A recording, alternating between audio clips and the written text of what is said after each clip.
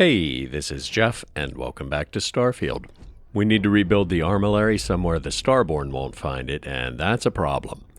Space combat isn't Captain Jeff's biggest strength, even with a full crew, and Barrett and Sarah are currently unavailable. If Starborn start ambushing us in space because the Armillary's on board, sooner or later we're going to take a hit to the grav drive before we can jump away, and we're done.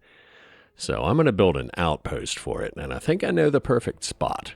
But without Sarah's astrodynamics buff, it's going to take us several jumps to get there. Nobody goes near Bannoc IV because of the extreme magnetic field, which also won't make the job easier for anyone scanning the galaxy for artifacts.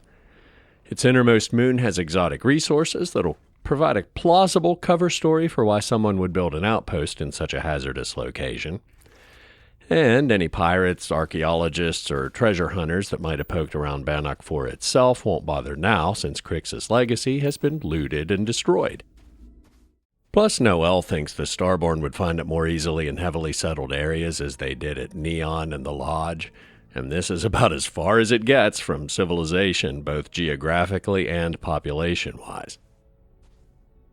We'll put it beside the outpost beacon and then surround them with solar arrays and turrets. You can now move the Armillary. No thanks. One minor problem: most of our crafting resources are in the storage crate at the Lodge. Noel said she'd meet us back there once we hid the Armillary, so presumably we can get back in and it's reasonably safe. And this is an uncharacteristically grim day in New Atlantis. Is that ash falling out of the sky? Is that smoke, not fog, like from the Starborn attack? If their goal is to prevent us from figuring out the artifacts, declaring war on the UC seems like a fairly extreme and not particularly effective way to accomplish it. I guess it makes sense that the city would still be on lockdown.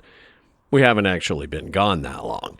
But all this smoke and ash implies destruction a bit beyond what was happening when they chased us from the Lodge to the starport. If you were a victim of the recent attack, please remain calm. UC security has everything under control. If you say so. Attention. The spaceport has been secured. Safety precautions remain in place. Please wait for the all-clear signal before exiting your homes. That is all. Or maybe they're already cleaning it up and the fog is just a coincidence. Anyway, we can't fast travel, so I guess we'll take the Nat. Quest markers on the Mass District, but I think it's quicker to go to residential. That might be because I still sometimes get lost and end up wandering around the mast tower for 10 minutes. Everything looks fine in the residential district, so it's not like there's a huge cloud of smoke over the whole city. Anyway, what was I saying? Right.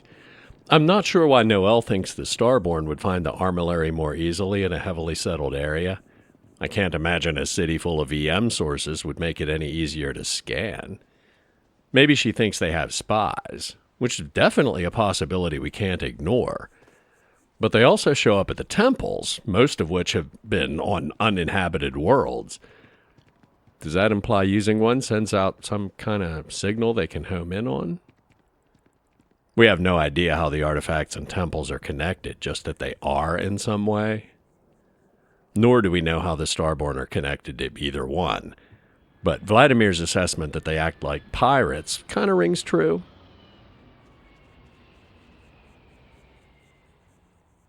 I'm going in the upstairs door just in case.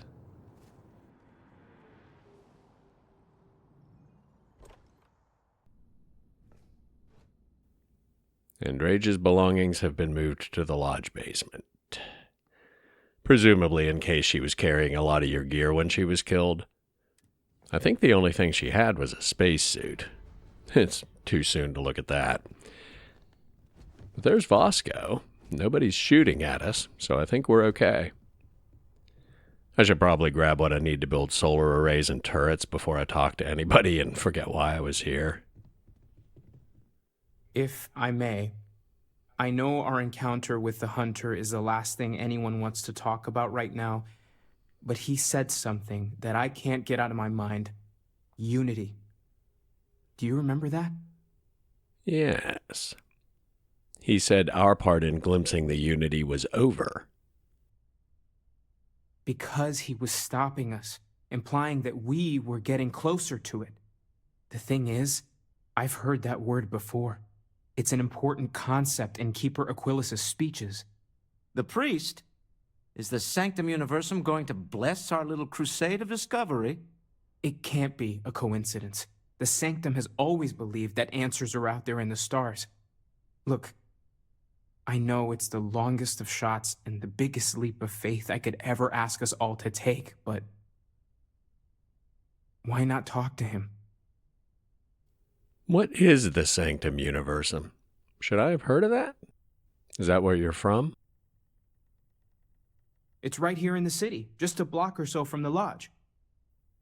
Oh, the question was where, not what.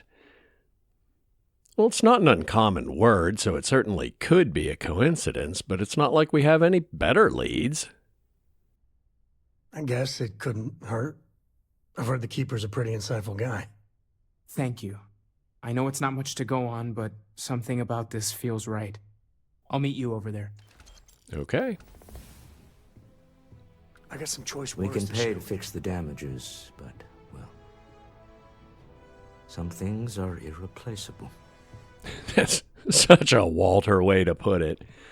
That actually makes it more touching. I have a feeling the game's not done tugging at our heartstrings yet. All right, that looks pretty good. 6 turrets and a forest of solar arrays they'd have to wiggle between to get to the armory. Yeah, nice overlapping fields of fire in any direction they could approach. Assuming they can't teleport through the rock. Now, next on the agenda, find a new companion so Sam can get back to being my co-pilot. Hey, I've been talking with the others, and I'd like to get everyone together to say goodbye. You know, to Andreja. What, like a memorial service? That's incredibly thoughtful. Thank you. I'll be there, Noel. I promise. Thank you. It wouldn't be the same without you there. I'll have everything set up in a few days. No, it's not done hugging at the heartstrings yet by a long shot. But I was really looking for Vladimir. I have survey data. I want to see if the artifact we got from Petrov gave him a lead on another temple. Anyway, it'd be too awkward to ask Lynn at this point. Not to mention unfair. She's doing exactly what she wants to be doing, and she deserves a bit of peace and happiness. I thought about Moara, but he's important to the Vanguard, and that's what he loves doing. But as it happens, I think I know somebody who'd be absolutely perfect. Yes, what? No, not Nyssa, but I do want to talk to her. Hey, you! Business is good, and you deserve to see some of the profits. Here you go. Thanks. I'm good on Supernova at the moment. See you around. If you're willing to work, you're welcome aboard. Aye, aye, Captain. I won't overcharge you. I'm grateful for the offer. I've been out of a job since I left the Freestar Rangers. Ballistics rank 2. We first met her when we were trying to find list recruits to grind persuasion. Speaking of which, any chance you'd be willing to accept a bit less? You're short on credits? No, but the job does come with some pretty sweet perks. Suit and weapons for starters. Plus, who knows how long it'll be before you get another offer. Don't think I'm desperate or anything, but you do have a point. Well, the last thing I want is you going bankrupt on my account. I'll work for whatever you can pay. I like your attitude. You're hired. Thanks! I think we'll make a great team, huh? Oh!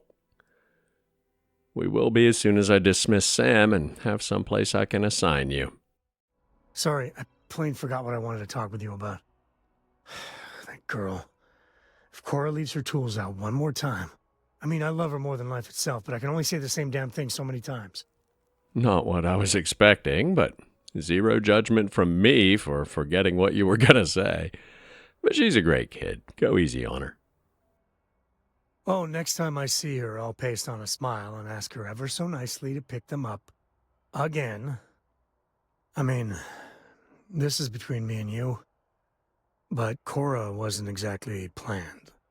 I don't know if I mentioned, but I served a spell in the Freestar Rangers. Had a partner.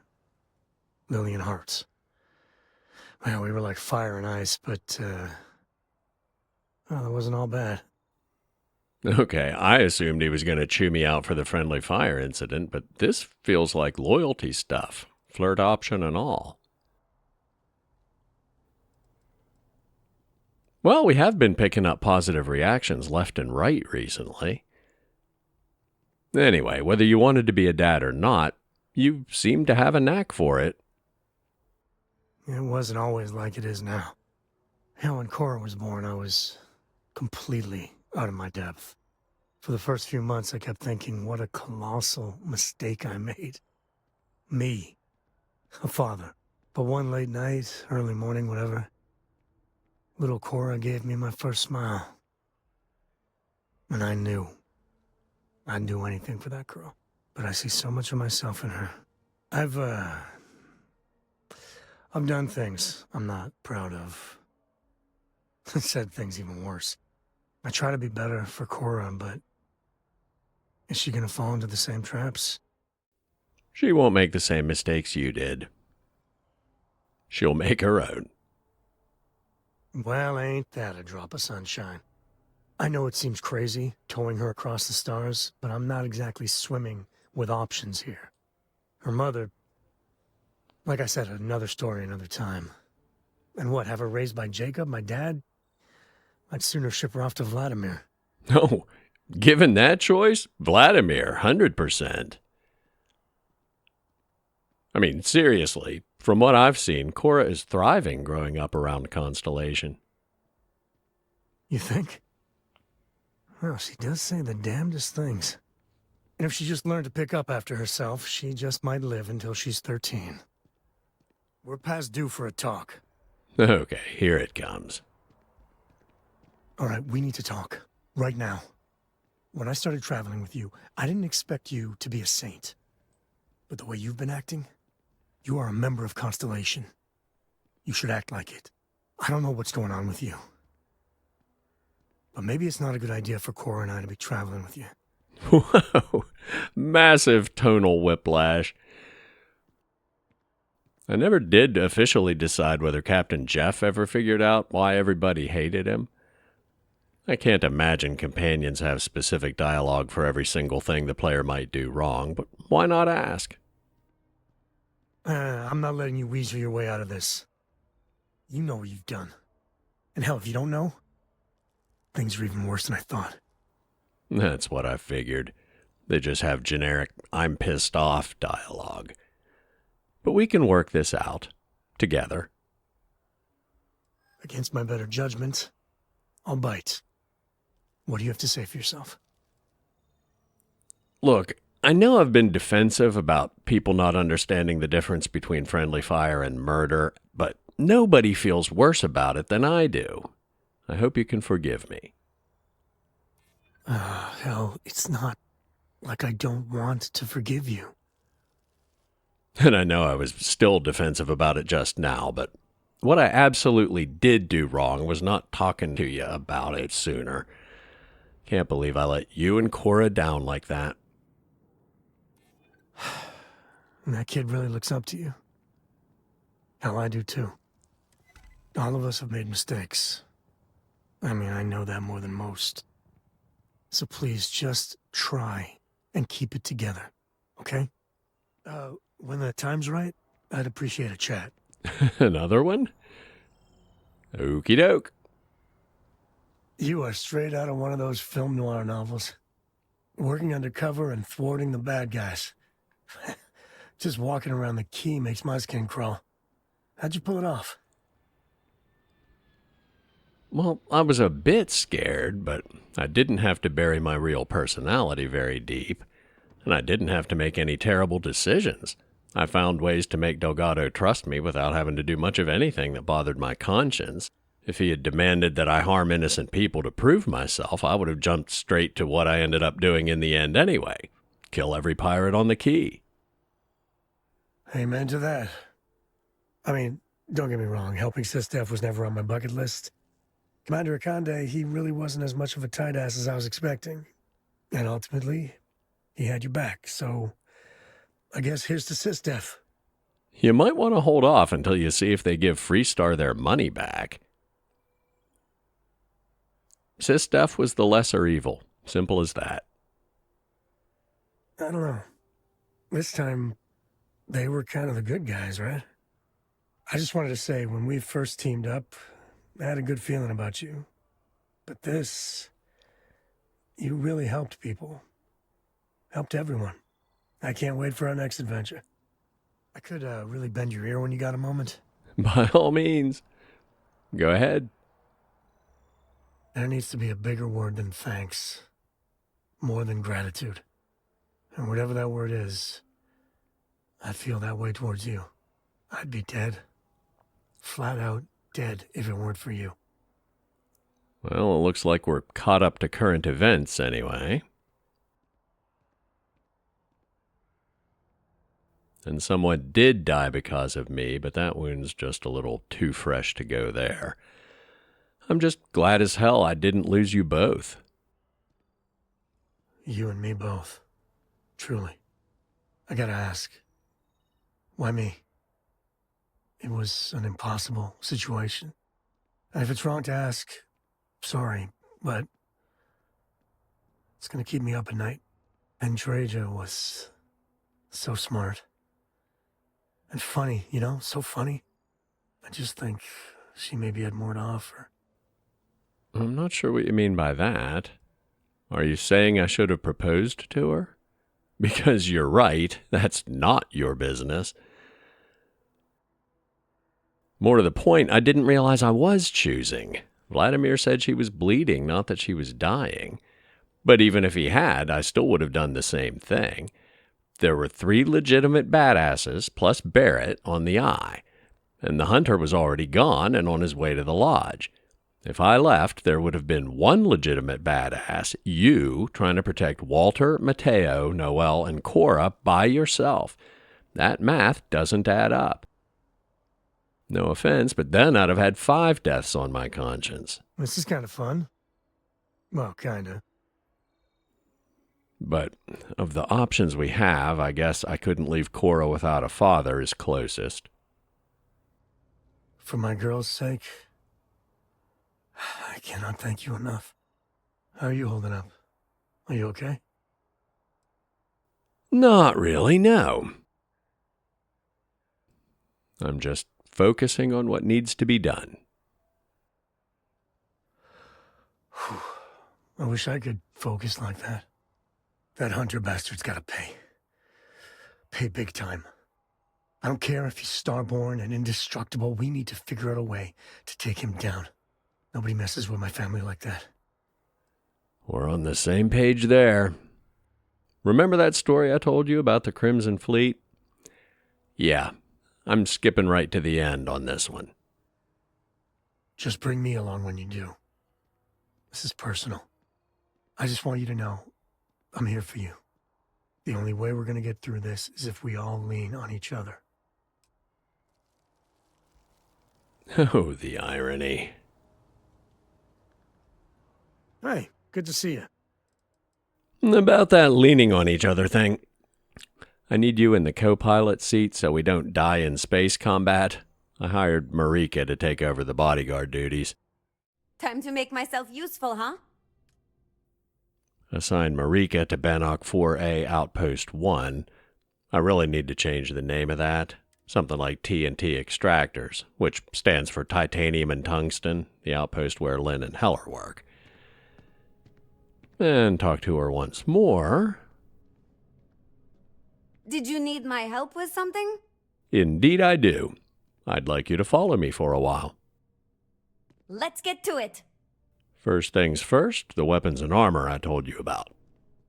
Ballistics and shotguns, you're gonna love this. That was in my everyday loadout until I got the Revenant. And while I'm not ready to look at Andreja's personal effects locker yet, this suit is almost as good. Also a bit of a hand-me-down, but still pretty solid protection. Bye, Captain. Look, I'm just gonna say what everybody's probably thinking.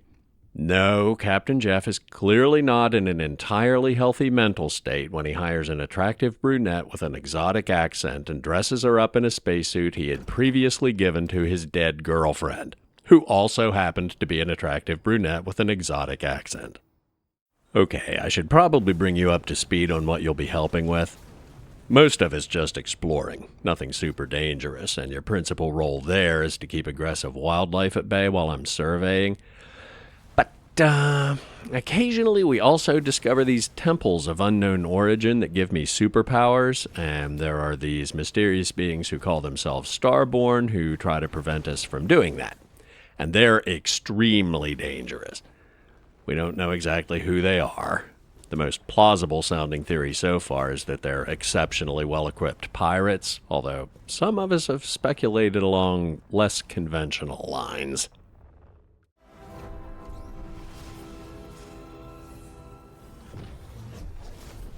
They usually attack us on the way out, so watch your six. A test. Always another test. Wow. That's incredible, Captain. Yeah, I wasn't exaggerating about the superpowers. Nor was I exaggerating about how dangerous they are. That might have looked easy, but I spent a ridiculous amount of time and money upgrading this railgun. And some of them have kinetic barriers that can even protect them against that. Speaking of superpowers, what did we just get? Alien reanimation. Bring an alien creature back to life to fight for you. Doesn't sound terribly useful unless it's something like a siren or an Ashta. Looks like Matteo already found Aquilus. Keeper Aquilus, can we have a moment? Ah, Matteo. It's been too long. How are your parents? Your mother still struggling with that azalea garden? No, she figured that out a while ago. Had to adjust the pH levels in the soil. But, Keeper, I didn't come to catch up. Keeper, when you talk about unity, well, does it mean anything else? Something secret? Perhaps we should talk about this inside. It always makes me a little bit nervous when people say, "Oh, we should go somewhere private to talk about this." We were attacked by a group called the Starborn. Does that ring any bells? We've lost people, Keeper. Oh, I'm so sorry to hear that. And these Starborn, I take it they're different from the people of the settled systems? There have always been mysteries that seem to defy our understanding of the universe, beyond rational thought. We enter life as an act of someone else's faith in us. There's no way of knowing who we will become, and yet the risk is made anyway. So you've pushed into the unknown, not knowing where it would take you. And it's brought you here. Yes. Can't help noticing you deflected there. We know it's a stretch, but we hope you can help us. I think I can. If you're willing to find your way in the dark for a bit longer, I can give you a path to discovering its meaning. There's an old story, far older than the Sanctum Universum, of someone who walked the settled systems and saw every corner of it. This pilgrim claimed he found the true meaning of unity.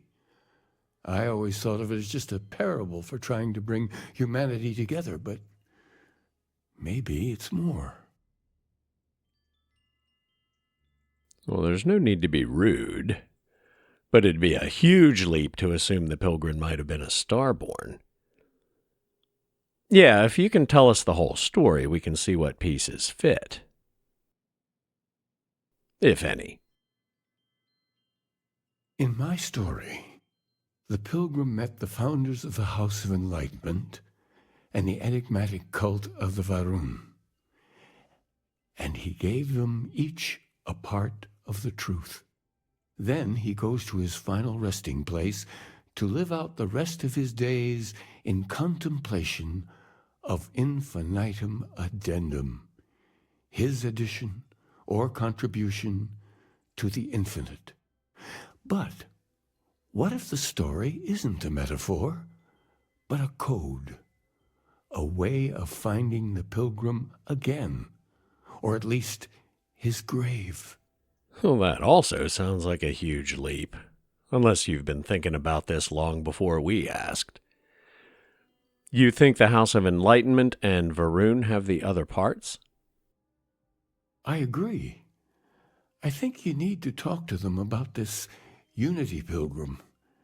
And clearly, not just in a theological sense, as I have. So you have been doing your own research on the Pilgrim, but not in the context we're talking about, obviously. Well, the House of Enlightenment sounds easy, but House Varun, not so much. The Enlightened work out of the well here in New Atlantis, helping the poorest citizens find a better life for themselves. Varun worshippers are more enigmatic, but there is a lone zealot that was captured recently for attacking UC ships. I visited her a couple of times. Hopefully she'll be willing to talk to you as well. I'll stay here with the Keeper. We need to catch up. And I wouldn't mind asking him a few more questions. Sounds like a plan. See you later. Thank you, Keeper. Here she is. Can we just talk to her? A visitor? I have all the company I need. I know you've talked to Keeper Aquilus about the Varun faith, but I have some less esoteric questions. He knows not the truth. He sends another to ask more incessant questions. The Great Serpent waits in the shadows. He will entwine the universe, and all but the faithful will be made as dust. That is the truth. No more, no less. Believe it or not, I'm actually acquainted with your beliefs. I know zealots don't have a great relationship with other promised, but my girlfriend was House Varun, and we're trying to find the people who murdered her. Surely that sparks some degree of holy outrage. Keeper Aquilus spoke of a pilgrim, and we think learning more about him might point us in the right direction. Yes, I have spoken to your keeper about this. I will tell you what I told him, and then you will leave me. Jinan Varun meets the unbeliever. He gives false prophecy to Jinan. But such is Jinan's conviction in the Great Serpent, he does not hesitate. He cuts the unbeliever down. But the unbeliever returns. Jinan realizes the Great Serpent is testing him, and he will not be found wanting. 4 times they fight. Over 120 rotations of the planet they are on. Remember these 4 battles, Jinan, the unbeliever says. Remember these 120 rotations. But Jinan knows this is blasphemy, and delivers the killing blow. That is all. Understand might be an overstatement, but if the unbeliever, presumably their name for the pilgrim, specifically emphasized that Jinan should remember 2 numbers, that's gotta be a clue. Ever heard of the Unity? I have heard of no such thing. If it exists, it is a shadow that the Great Serpent casts to deceive the faithless. Yeah, nothing there. Okay, thanks for your time. Here's the House of Enlightenment, but this is where we came out of Nyssa's bottling operation, right? What time is it? I don't know. Yeah, it's gotta be.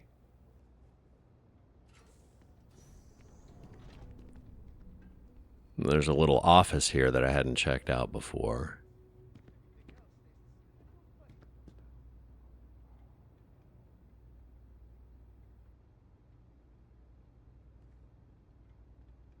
This definitely feels more like charity worker stuff than bottling plant stuff.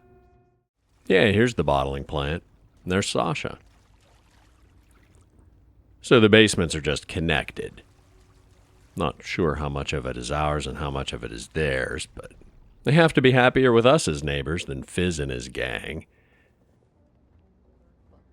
Anyway, let's talk to this guy. There's a lot of work that needs to be done in the well. A lot of people in need.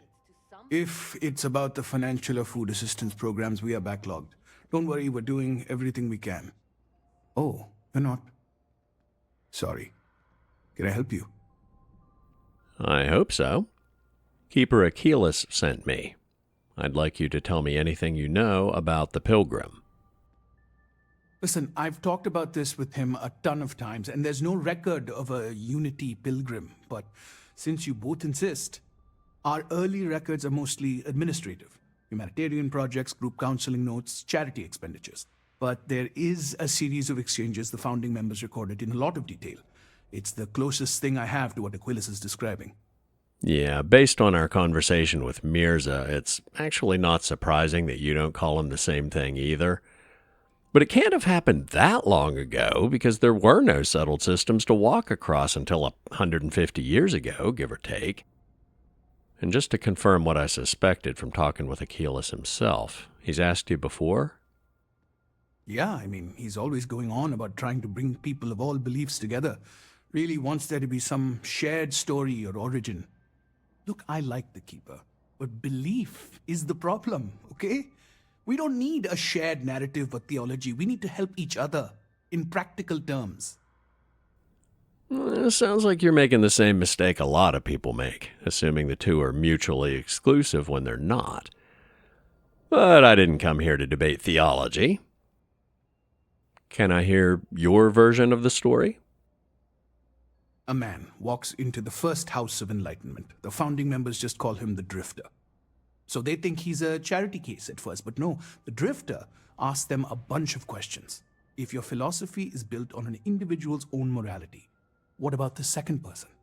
That second person might disagree. Isn't the problem of two what you're really looking for?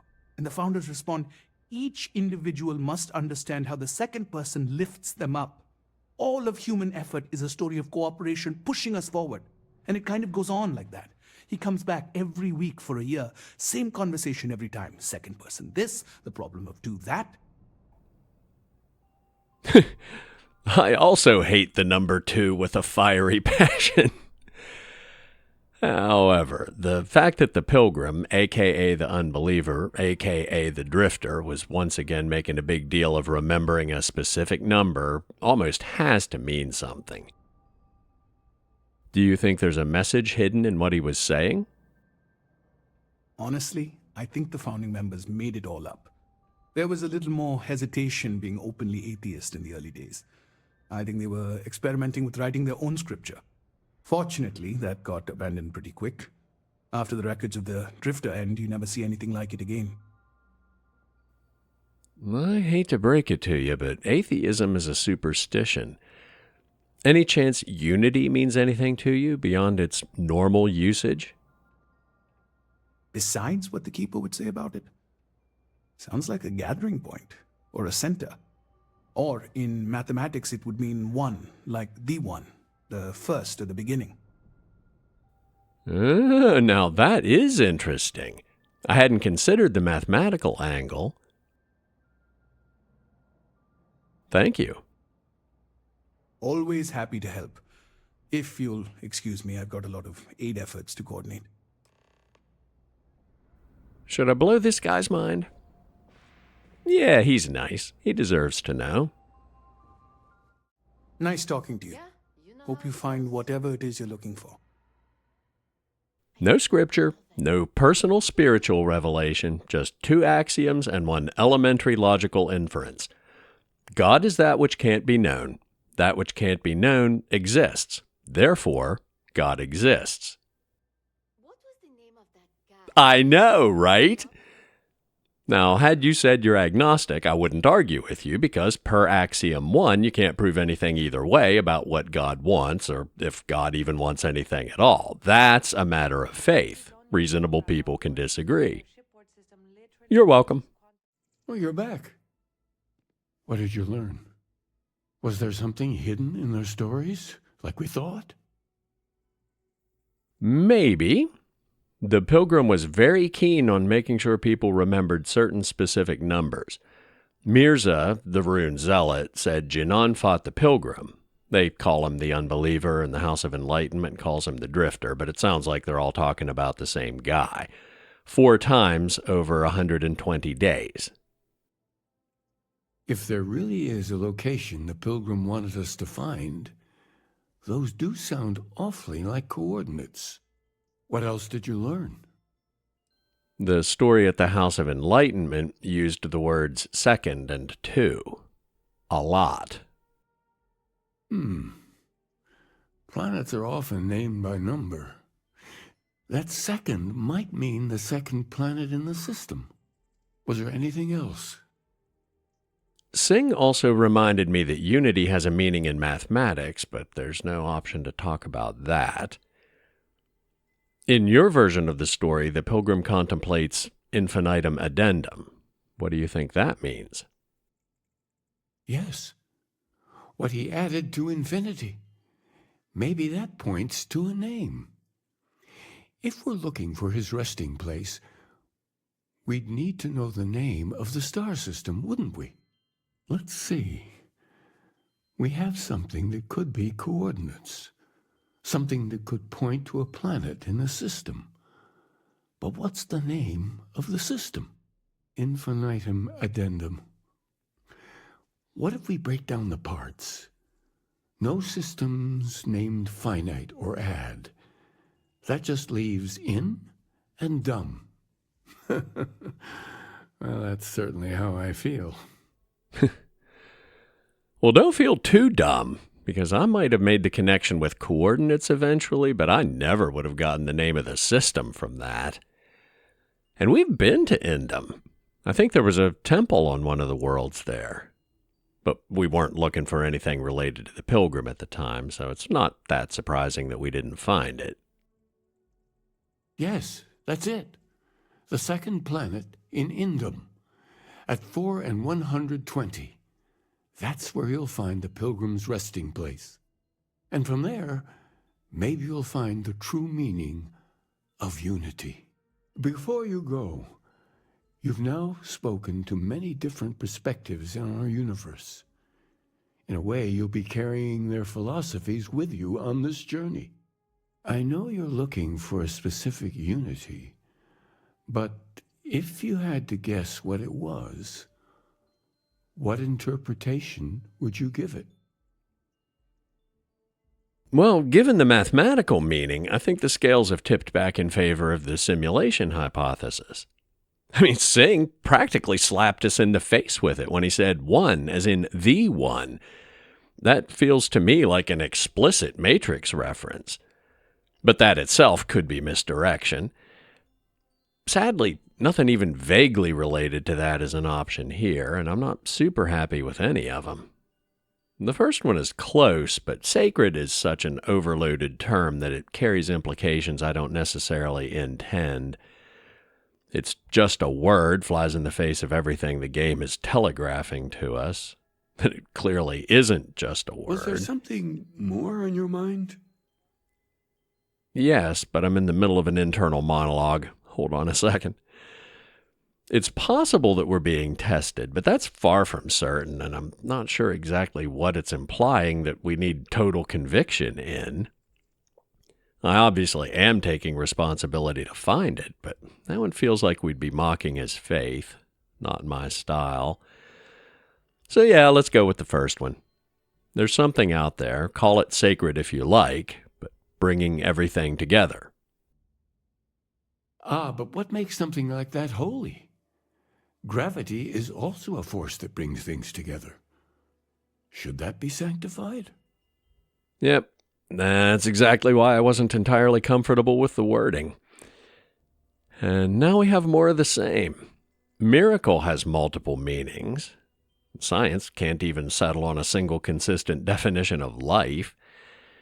It's too early to say whether the Unity is a natural or technological phenomenon or something genuinely inexplicable. Any chance the quest will update if we just hit tab to bail out? The Sanctum will always be here for those who seek it. Sadly, it appears that it will not. Well, you're back. What did you learn?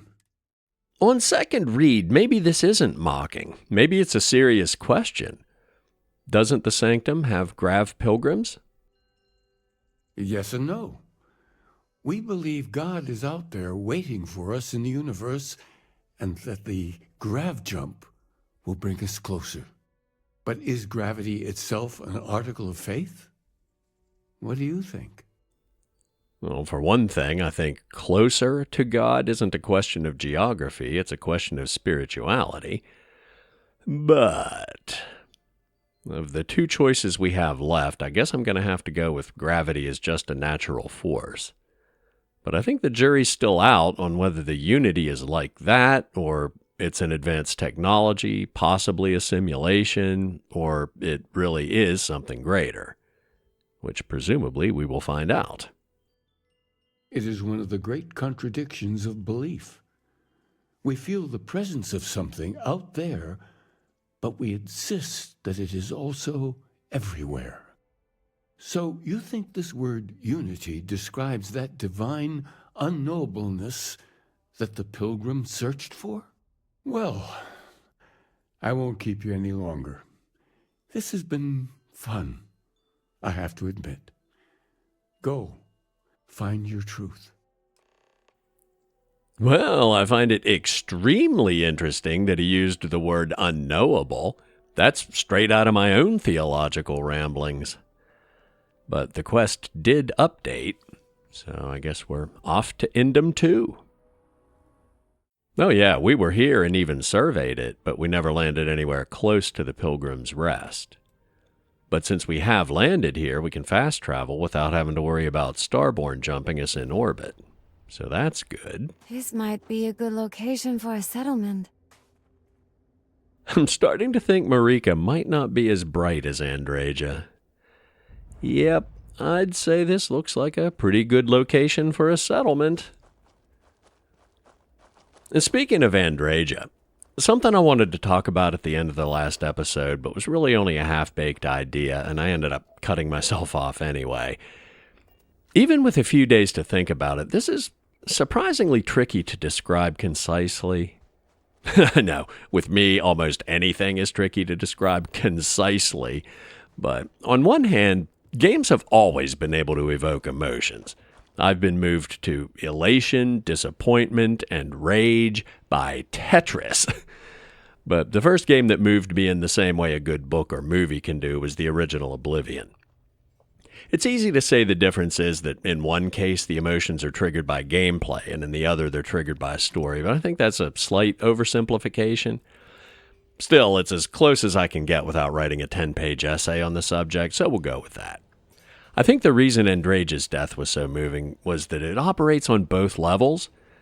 Like, going back to the example of Dad dying in Fallout 3, that's 100% story impact, because there's nothing you can do about it except refuse to clear the pipes, bail on the main quest, and spend the rest of the game doing side missions. The reason Andreja hit even harder is that, like Veronica and Gabe, they all died because of my actions as the player. But setting aside the gameplay aspect, the story impact is proportional to how well I relate to the character experiencing the event. And obviously, protagonists don't get much more relatable to me than when I'm doing a Jeff run of a game. But I'll tell you, it was some of the NPC reactions that really got me. It's pretty high on my all-time emotional game moments list, even if it doesn't get the number 1 slot, because it wasn't flawless execution. With Sam, even ignoring the animation glitch, it was kind of like, where did this come from? Yeah, Sam's the kind of guy who'd hate to see it happen to anybody, but it seemed like the game was trying to imply they had some special connection that there had been zero previous indication was there. If anything, there had been a slight undercurrent of mutual mistrust. On the other hand, Vladimir, who was closer to Andreja than anybody, being all, well, we'll grieve later, but right now we need to get it together and protect the artifacts, 100% relate to that. Noel, who's been analytical but kind of nervous the whole time, her reaction is totally believable and heartbreaking. But when we got back to the ship and Cora broke down, I was like, that's it. I'm done. Further voiceover will not be possible today.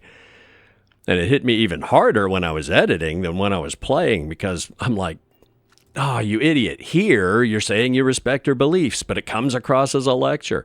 There, you should have put your money where your mouth is and proposed. You missed so many hints that something bad was about to happen. It was seriously like watching a Greek tragedy. I'm not going to lie, I messed it up a few times during that process. And I assume the clues to answer this question correctly will be in the Pilgrim's journal, so let's find all of them first. I'm not sure what the extraneous quest marker is for, but that's the last journal right there. Okay, the marker's on the ship, and the objective is to go to Indum II, so presumably the trigger to update the quest is in orbit, and we skipped it because we fast-traveled. Hopefully that doesn't break anything.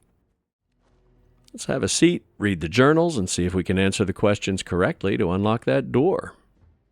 Volume 1, he was trying to resist the temptation to view other people with contempt because he used to be like them, but now he had, or thought he had, some transcendent secret knowledge. Volume 2, he's working on an unspecified project that requires assistance, tries to explain the science versus faith dilemma to them, but they don't understand, which he chalks up to them not being ready, but reading between the lines might be because his own secret knowledge wasn't helpful in that context. Volume 3, his assistant asked if there was anything above the Unity, which apparently implied such a fundamental misunderstanding of what he was trying to tell them that he got so frustrated that he tried to leave and communicate with Unity alone, but they followed him. Volume 4, he's starting to question his sanity and doesn't like the person he's become. Volume 5, very interesting. He's considering giving up his quest of self-improvement, settling down and teaching.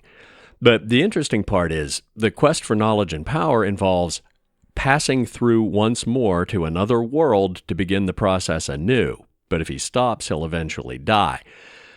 Now, the multiverse concept was pretty hot when this game was made, particularly but not exclusively in the MCU, so maybe that's what's going on. Which isn't mutually exclusive with the simulation hypothesis. The multiverse could be multiple simulations. Turtles all the way down, if you will. Of more immediate concern, we should have everything we need to answer the questions on the terminals now. Excuse me, Marika.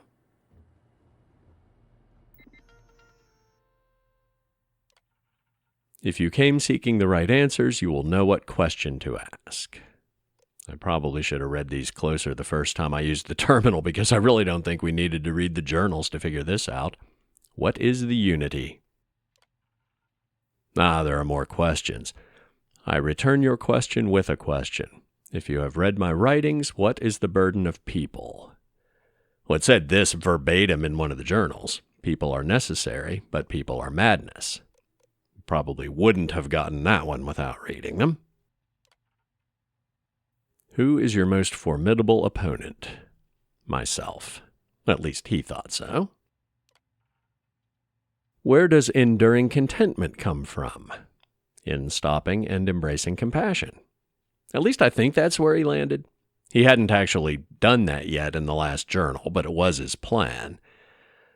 I don't think self-improvement and compassion are mutually exclusive in the least, but yeah, we'll go with stopping and embracing compassion. I think that's what he wants. Indeed it was.